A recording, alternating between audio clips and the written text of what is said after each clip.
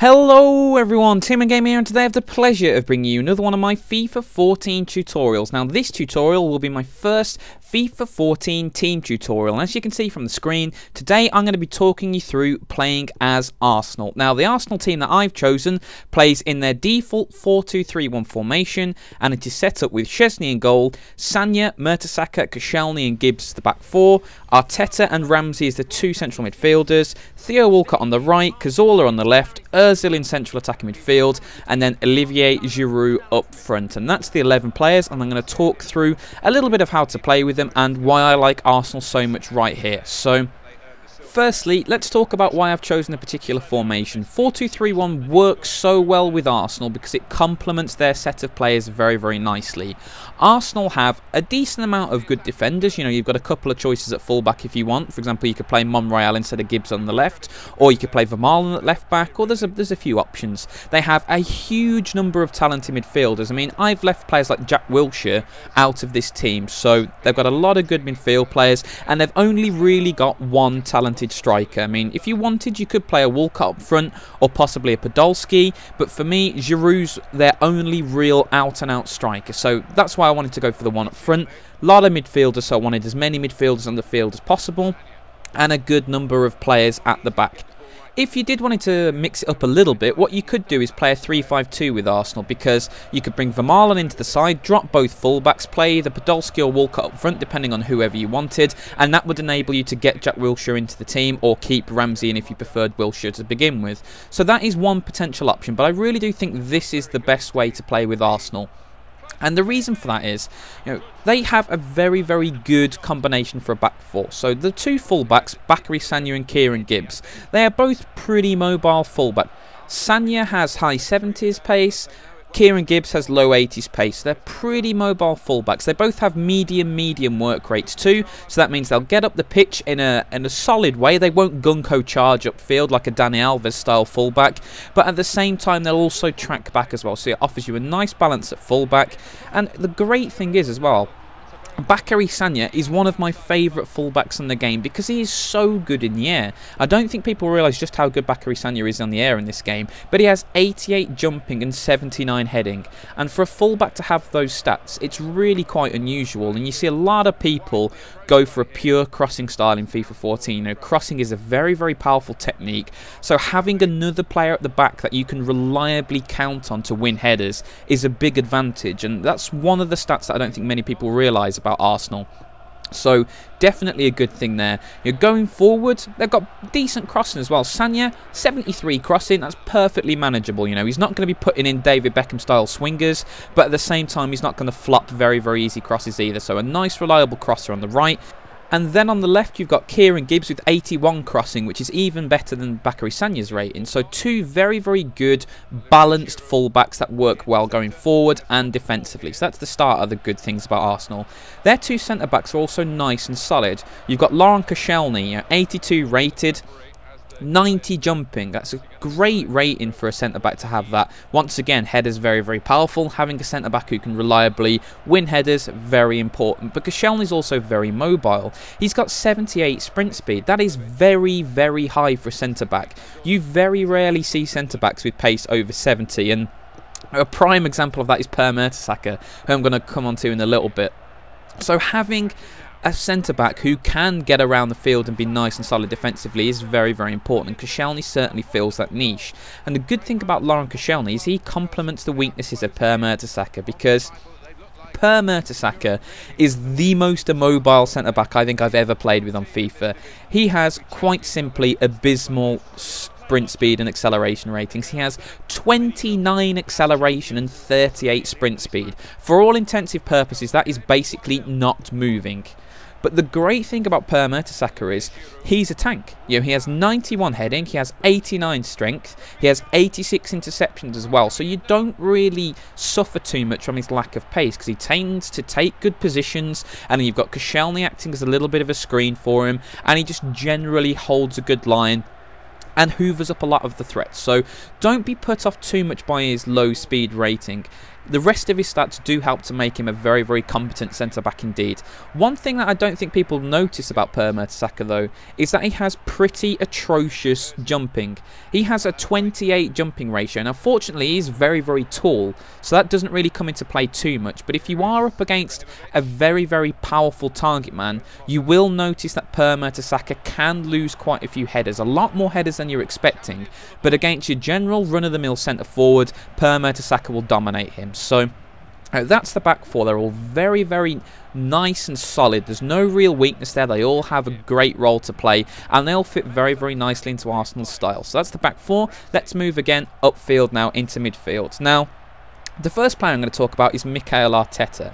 And Mikel Arteta is the stereotypical quarterback style of midfielder. He sits in, he's great on the ball, he can pass, he can move, he's agile, you know, he's got good dribbling. He's just a very, very nicely rounded player.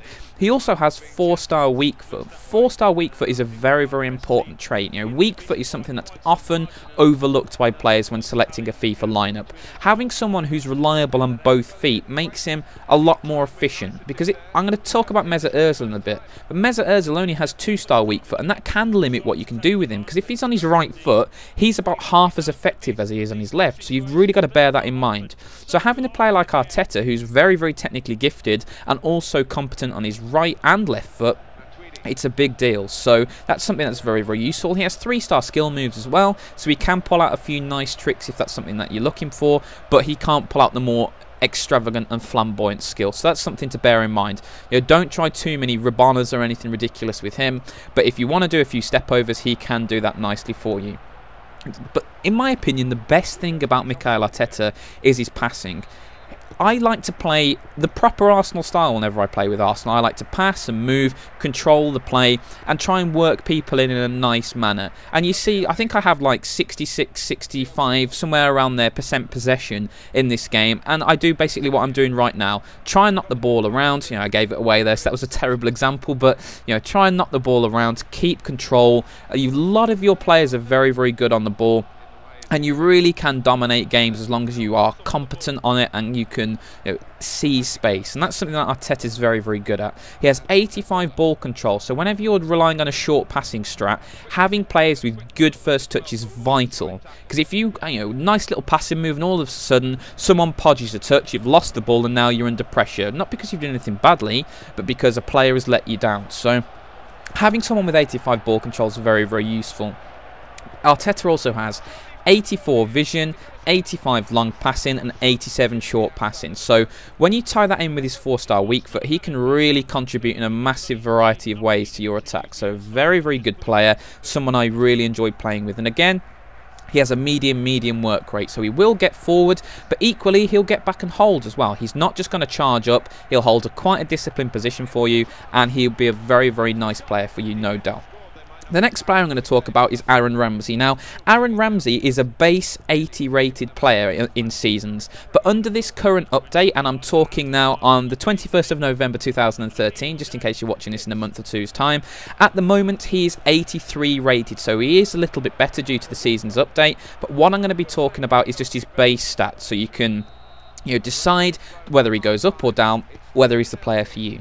Ramsey, his primary attribute is his stamina. He has 92 stamina at base, and he has high work rate. So every single minute of the day, Aaron Ramsey will be bombing up and down the field, really helping to, you know, support your attack, and then whenever you lose the ball, he'll be straight back into defence to try and help you out. And that's a very, very nice stat, because when you play him alongside a Mikel Arteta, who's sort of a more calm, you know, little bit more composed player who'll just sit in that hole, you know, wander around a little bit and spray passes, to have a dynamic midfielder alongside him really does complement him well. So that's a great strength of Aaron Ramsey. But saying that, you know, Ramsey's not just a one-trick pony. You know, he's also very, very good on the ball. He has 81 vision, 82 long passing, 83 short passing and 82 ball control. And admittedly, those aren't as good as the stats that Mikel Arteta has, but, you know, that added dynamism coupled with his ability to play a good part in your passing game really does make him a very, very important part in your team. You know, when he has his ratings taken off him, which I doubt he will, to be honest, because he's playing so well this season, So the chances are he's always going to have plus ratings in seasons. But if he, for example, did have a couple of bad weeks and his ratings dropped, it would bring him below Jack Wilshere. But I would still consider playing Ramsey as well, because that stamina rating is very, very good. I really do like a midfielder in there who can put himself about and really run around. He has mid to low 70s tackling stats. They're not fantastic, but they're very, very solid. You don't really have too many players in this team who will do the job that Aaron Ramsey does for you. So he's a nice player, and I like having him in the side. Moving forward now, let's begin to talk about the attacking players a little bit more. The first player I want to talk about is Theo Walcott. Now, Theo Walcott is a great player for Arsenal because you've got so many of these players who like to pass and move short little dinky passes, to work their way through. Theo Walcott gives you a direct out ball. You see a lot of times in this video, when the passing's broken down a little bit, or I'm trying to play a little bit more direct, I play a great through ball to Theo Walcott to stretch defenders. And this is very, very important when you're playing as Arsenal, because like I mentioned earlier in the video, whenever I play with these guys, I always try and play a passing style.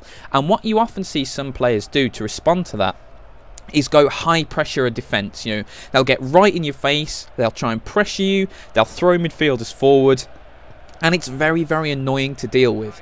The great thing about having Theo Walcott on your side is he is a massive counter to that style of defending, because if you do have teams who really do rush at you and get players in your face, you can play one long ball or one pinpoint through pass to get Walcott in behind, and that makes them think twice. If they want to get in your face, you've got Theo Walcott who can just do a little give and go and stretch the play.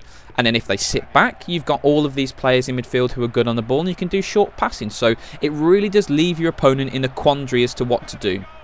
Does he go straight in your face, or does he sit back and risk the passing game tearing him apart? It provides your opponent with a quandary. Having someone in your team with 97 acceleration and 96 sprint speed is pretty formidable. But the great thing about Theo Walcott as well, he has very, very manageable stats in other areas. He has 83 finishing, very, very useful. He has 77 crossing as well. A lot of people think Theo Walcott doesn't have an end product on FIFA, but he has quite manageable stats, and he gets a couple of assists for me in this game, and he probably should have had another assist there. Great little run. You see the impact he can have stretching your opponent and providing space for your other players. It's very, very important to have someone who can do that for you.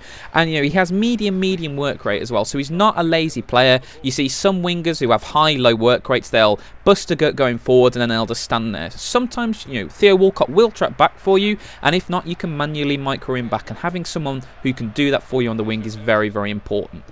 So that's Theo Walcott explained. Let's move over now to the left-hand side of the pitch with Santi Cazorla. And Santi Cazorla has to be one of my favourite players on FIFA 14. I loved him on FIFA 13. He was huge for me in my Ultimate Team, and this season is no different. I really do like how he plays, and this is because he has a very, very rare attribute that very few other players have, which is 5-star weak foot. Having a player who with 5-star weak foot, it's basically worth their weight in gold. It's so useful. It doesn't matter what situation Santi Cazorla's in, how the ball arrives to him, whether it bobbles, whether it's on his left, right foot, whether he can volley, he will be super effective on either side, and that is so, so crucial.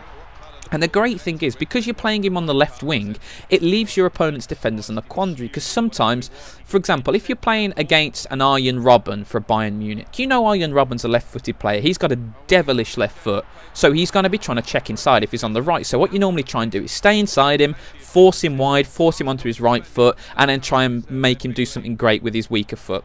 Against Santi Cazorla, you can't do that. If you show him outside, he can go outside and put a great cross in. If you show him inside, he can check onto his right and get a good shot off. Having a 5-star weak foot player is vital. And when you combine that with the other stats he has, 91 balance, 86 agility, 85 vision, great stats, 86 ball control, great stat, 86 short passing, great stat. All of these stats are incredible. He hits a mean free kick as well. 86 curve rating, free kick accuracy in the mid-80s, very, very useful. And you couple that with his 86 dribbling, he's just a really, really nice player. He fits so well into this Arsenal team as well. Always takes up nice bits of space, so good on the ball. See, a little bit of skill there, dinks the ball through to Giroud, and unfortunately for me, Giroud can't finish his dinner there. But you see what Cazorla can do for you. Having 4-star skill moves and 5-star weak foot, very, very dangerous. And just like a lot of players in this team, he also has medium work rates. So that means he won't drift aimlessly off. He will always be in a good position for you, and if he needs to, he will track back for you. So he's a great player. I love Santi Cazorla in FIFA. Fantastic player. Let's move in field now to Mesut Ozil. Mesut Ozil obviously was the massive money move for Arsenal in the summer, and what an impact he's had in real life. And just as in real life, in FIFA, he is exceptionally gifted. You know, he has 92 vision, 91 ball control, and 88 short passing. And for a central attacking midfield player to have those stats, it's brilliant. So many times when I play as Arsenal, it's an Ozil assist. Ozil through ball to Walcott to put the ball in. Ozil little through ball to Giroud to score. Or Ozil just drops a bit deep, turns on a sixpence, threads a ball through to Walcott and then put a cross into Giroud. He just glues everything together. Having a central attacking midfielder like that really is a godsend, and I think he's a fantastic player. Problem with him is, like I mentioned briefly earlier, he has 2-star weak foot. That is a big thing. You have to get him onto his left foot to be successful. If you're on your right foot, there's very limited things you can do with him. You know, keep it simple, don't try and overplay, and then when you're on his left foot, the world is your oyster. You can do pretty much anything you want with him. Very talented player. 4-star skill moves as well, so if you like your tricks and flicks, he can definitely do that for you. And he has medium to low work rate, so he'll always be in a sort of attacking position. He'll be floating around the place. He won't track back too much for you, but that's not a very big deal from a central attacking midfielder, especially when you've got 2 central midfielders behind him. Just quickly, as the ticker tape comes down to celebrate my league win, I'll talk about Olivier Giroud. Olivier Giroud ties this team together because you've got a lot of players who are great on the ball but a little bit small, you know, technical players. Up front, Giroud is a proper old style target man. He's powerful, 87 strength, 85 heading, big lad, but he's also got, you know, very decent first control, got good ball control, 79, and he's got 76 short passing. So if you want to play the ball into Giroud to hold it up and then spray the ball off, you can. You know, he really does fit into Arsenal style very nicely, and he's a good complement to your side. He only has 2-star skill moves. That's something you need to be a little bit wary of, but as long as you just give and go the ball with him, he can score headers for you, he can bully defenders, and he gives you another option. That's always something very vital on FIFA, having that flexibility. So guys, I really hope you've enjoyed the team tutorial. Arsenal are a great team to play with. I really enjoy playing with them. I enjoy the style they encourage, and they're a fun team to play with. So once again, thank you so much for watching the video. I really hope you've enjoyed it, and as always, have a great day.